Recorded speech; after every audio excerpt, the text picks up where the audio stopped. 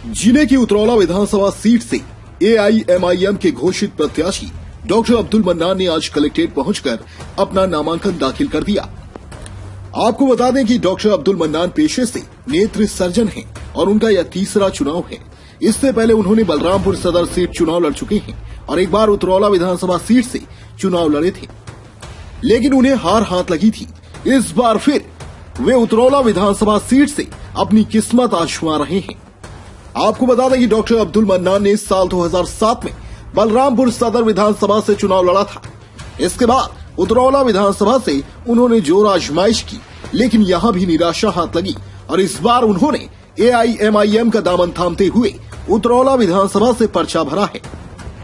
उनके सामने कई दिग्गज नेता चुनाव मैदान में हैं।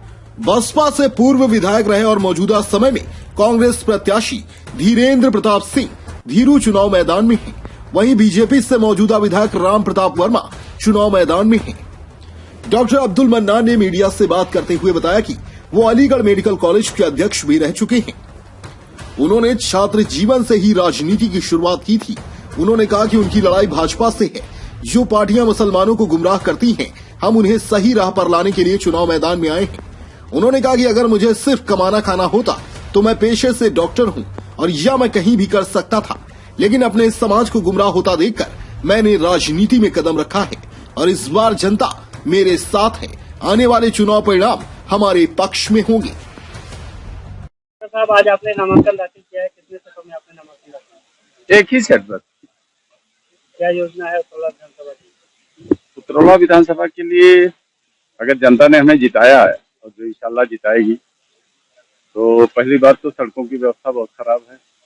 बाढ़ से बहुत ज्यादा लोग परेशान होते हैं।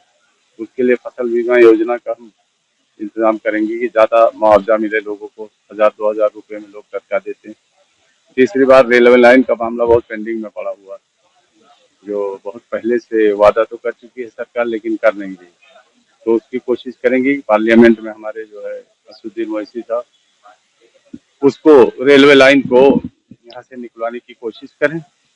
और साथ ही साथ शिक्षा व्यवस्था और स्वास्थ्य व्यवस्था उतरौला में बहुत कमजोर है, तो उसके लिए हम यूनिवर्सिटी मेडिकल कॉलेज वगैरह खुलवाने की कोशिश करेंगे।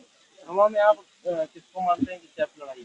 बीजेपी। कैसे सर? क्योंकि और कई उम्मीदवार हैं। लड़ाई से बाहर, जैसे धीरू सिंह भी लड़ाई से बाहर। धीरू सिंह ने अभी एक बयान दिया है कि जब आप इस पार्टी में थे तो अल्लाह रसूल के बाद आप जो है डॉक्टर साहब को खुदा बताते थे और एआईएम के ओवैसी साहब को बता रहे हैं। वो तो ओवैसी साहब का ट्वीट, उनका अयूब साहब का ट्वीट पढ़ लीजिए। उन्होंने उतरौला में हमें समर्थन दे दिया है, तो मेरा ख्याल है उनके सारे सवालों का जवाब अयूब साहब ने खुद दे दिया है। विपक्षी दलों का आरोप है कि आप जिन्नावादी राजनीति करते हैं, क्या कहेंगे? जिन्नावादी राजनीति क्या होती है? नहीं डॉक्टर, मैं इसको थोड़ा सा कंफर्म कर दूं, जो मुस्लिम बाहुल्यता है, जो मुस्लिम पक्ष की राजनीति है, वो आप ज्यादा करते हैं। तो पक्ष की बात नहीं, देखो पक्ष की बात नहीं। आज तक बलरामपुर में या उतरौला में कोई हिंदू या कोई मुसलमान ये बता दे कि डॉक्टर मन्नान ने हमारी भावनाओं को आहत किया, ये बता दे कि डॉक्टर मन्नान ने हमें कहीं नुकसान पहुंचाया, इस बुनियाद पर कि हम हिंदू हैं मुसलमान, ठीक है। और रहा सवाल कि किसकी हम बात करते हैं, तो देश का संविधान भी कहता है और हमारा मजहब भी कहता है कि देखिए, जो लोग कमजोर हैं, जो लोग पिछड़े हैं, उनके लिए आप संघर्ष करो। सच्चर कमेटी की रिपोर्ट और रंगनाथ मिश्रा कमीशन की रिपोर्ट ये कहती है कि हिंदुस्तान में मुसलमानों की हालत दलितों से ज्यादा गई गुजरी। तो जाहिर है, जब कमीशन की रिपोर्ट ये बताते हैं कि मुसलमानों की हालत सबसे ज्यादा खराब है, तो पहले उनकी बात की जाती है। उसके अलावा हमारे साथ हमारे मंच पर देखिए, हमारे मंच पे जितना बड़ा ब्राह्मण बैठता है, किसी के मंच पर नहीं बैठता। सबसे खूबसूरत, सबसे पढ़ा लिखा, सबसे इंटेलिजेंट कई बाबा उसके सामने फेल होते हैं। हमारे साथ दलित है, हमारे साथ यादव है, हमारे साथ हर बिरादरी के लोग, एवं कुर्मी भाई भी हैं।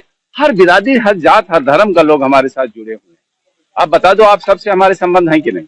राष्ट्रीय अध्यक्ष जी पे हमला हुआ था, हाँ, राष्ट्रीय अध्यक्ष जी पर हमला हुआ, तो इससे तो ये पता चलता है कि उत्तर प्रदेश में जो बाबा कह रहे थे कि सारे गुंडे सारे वो बाहर हो गए हैं, तो पता चल गया, साफ पता चल गया कि एक एमपी, एक राष्ट्रीय अध्यक्ष, एक सबसे पॉपुलर लीडर हिंदुस्तान का, उसके ऊपर गोलियां चलाई जा रही हैं, वो भी एक हाईवे पे। तो ये जो है यहाँ की शासन व्यवस्था बता रही है कि इनका क्या हालात है, यहाँ क्राइम कितनी बुरी तरह से फैला हुआ है।